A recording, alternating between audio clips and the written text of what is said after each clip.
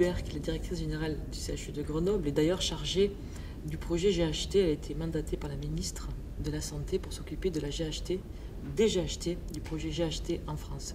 Donc Madame Hubert a souhaité choisir elle-même ses collaborateurs et elle a donc recruté elle-même les hommes et les femmes qui font son équipe.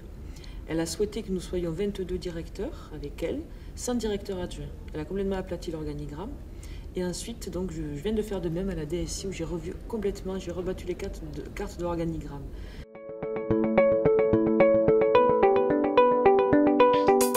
Comment s'est fait ma prise de fonction? Seule, avec un adjoint, heureusement, qui est Yvan Paturel, qui a assuré l'intérim de la DSI pendant la période où l'ancien DSI a quitté le CHU et qui m'a transmis petit à petit les informations. Mais les choses se sont fait quand même beaucoup en live, je dirais, sans de vrais dossiers, alors qu'il y a énormément d'attentes au CHU de Grenoble, en particulier l'accompagnement des utilisateurs sur le terrain.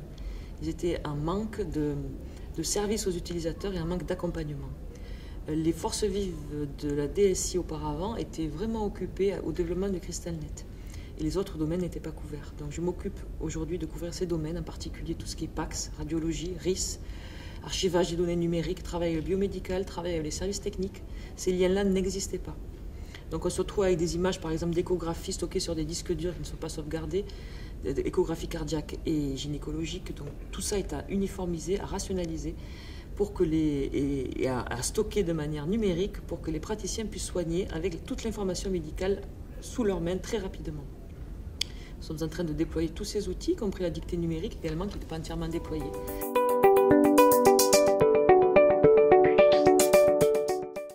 Dans l'objectif, voilà que le praticien ait à sa disposition l'informatique médicale dès qu'il en a besoin. Nous déployons également le réseau Wi-Fi n'était pas terminé, nous sommes en train de le terminer, pour déployer la mobilité avec des chariots longue durée destinés aux médecins pour qu'ils prescrivent au lit du patient, qu'ils aient en même temps l'ensemble du dossier médical sur le grand écran au lit du patient. Ce sont des chariots donc, avec une batterie de 10 heures. Nous sommes en site pilote, les choses vont vite. Nous sommes en train d'essaimer, de faire des sites pilotes et effectivement les utilisateurs ont un excellent retour de nos travaux. Nous insérons dans les commissions, en bureau de la CME, à la CME, à la CIM-CME, pour porter la bonne parole et puis essayer de monter des pilotes pour faire boule de neige et que les projets réussissent. Je l'ai dit, nous travaillons beaucoup aussi à l'université sur des projets avec des étudiants de master et futurs thésards pour développer également l'analyse prédictive, tout ce qui est intelligence artificielle sur la donnée, sachant que nous avons énormément de données de recherche à exploiter, infiniment de données de recherche. Donc nous allons travailler sur ces sujets.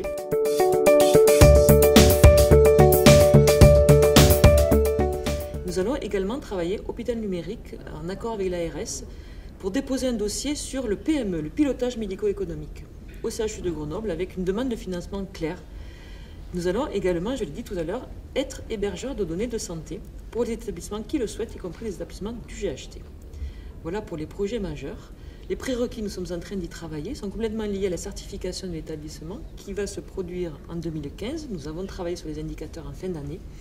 Donc la certification arrive et je pense que nous sommes quasiment prêts pour la mener à bien, si ce n'est qu'il nous manque une vraie deuxième salle serveur pour sécuriser les données. Et donc pour réaliser la PSSI, le PRA, qui sont très connus dans le cadre hôpital numérique, et nous venons d'écrire notre analyse de risque, qui relève un certain nombre de risques qui seront traités avec la construction du data center sur le site sud. Voilà pour les projets, je pense avoir fait à peu près le tour. La prise de poste est très agréable, l'équipe de direction est extrêmement soudée, nous travaillons main dans la main, nous appelons plusieurs fois par jour sur nos portables, et nous communiquons en direct, les décisions vont vraiment très vite et c'est très très fluide. Il n'y a aucun écueil, aucune cloison dans cet établissement et c'est très très agréable de travailler dans ces conditions, un rapport de confiance complet. Voilà. Et les équipes sont remises au travail avec vraiment une notion d'assistance aux utilisateurs, une notion de travail en mode projet, mais aussi un mode support aux utilisateurs, qui n'était pas dans la philosophie des équipes.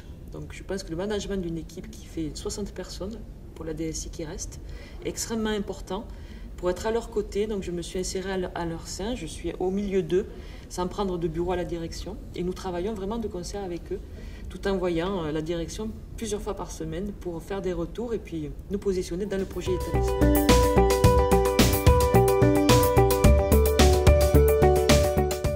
Nous allons écrire un schéma directeur du système d'information, c'est en cours, avec un portefeuille de projet, qui est d'ailleurs une méthode portée par l'ANAP, que j'ai toujours suivie dans mes vies précédentes. Et nous allons donc faire valider en CME, ainsi que dans toutes les instances d'établissement, comme le conseil de surveillance, ce schéma directeur des systèmes d'information, pour que ce soit les instances du CHU qui décident des priorités projet informatique et pas la DSI. Ce sera donc porté, ces projets seront portés par les utilisateurs. Et ça, c'est extrêmement important à mon sens pour réussir les projets. C'est la seule méthode.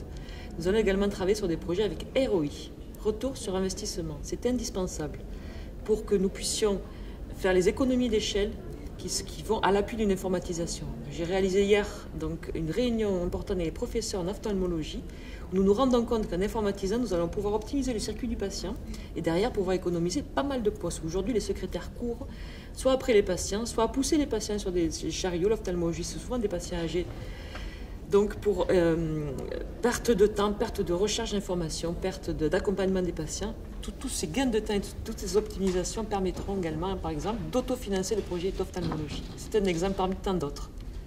Il y en a d'autres comme la gestion de prévisionnelle des lits également.